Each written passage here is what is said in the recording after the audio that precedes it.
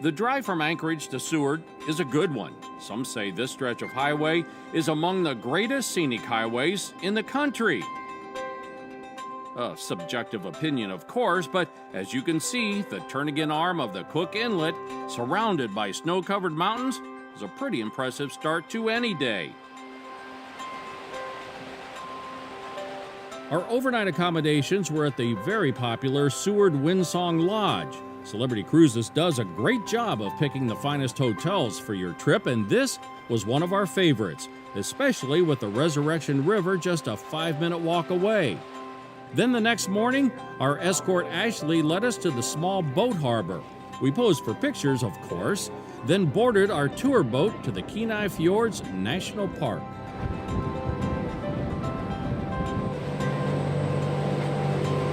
There are about 38 glaciers that emerge from the Harding ice field in this area, and it's a field day for sure as we all started snapping up as many memories as possible.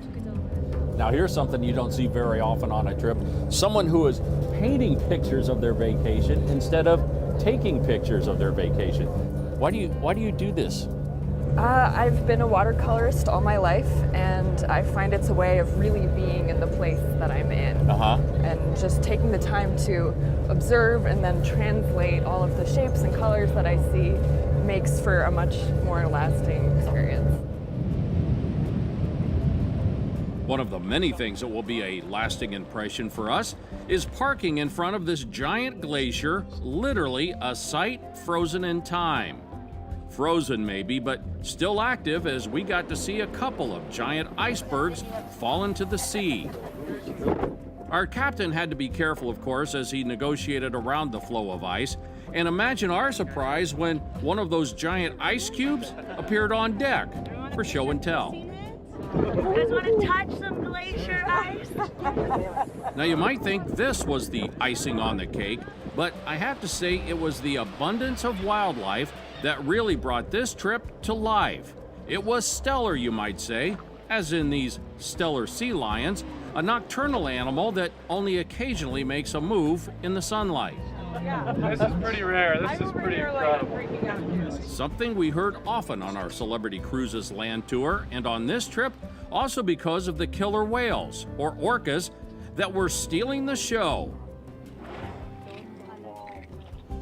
Best guess is that they were enjoying feeding time, maybe with salmon as the main course.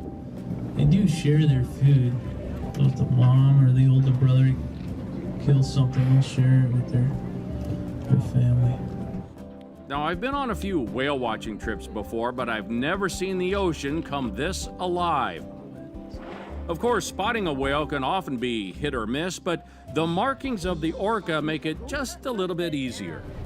See their white spots in the water. Oh my God. We were also treated to a much different demonstration by a group of humpback whales who were flapping their tails, either just playing or pounding home a message. You know, some of the scientists think it's just purely playful. Others think they're doing it to assert dominance in an area. Once one of these whales starts doing this in an area, that sound travels really well through the water, and all of a sudden we'll start getting reports of whales breaching or tail slapping or pectoral slapping miles away. I caught the humpbacks. Those were amazing. Flapping, I thought it was several of them, but this one whale is just flapping over and over again and spraying and spouting. It was amazing. So I just kept my camera going, and I probably shot about 100 shots. And that is always the final score of any adventure. How many pictures did you take? Well, on this trip, the number was countless, plus a bunch of great paintings. But we'll let our fellow traveler Holly Wasser give you the final word.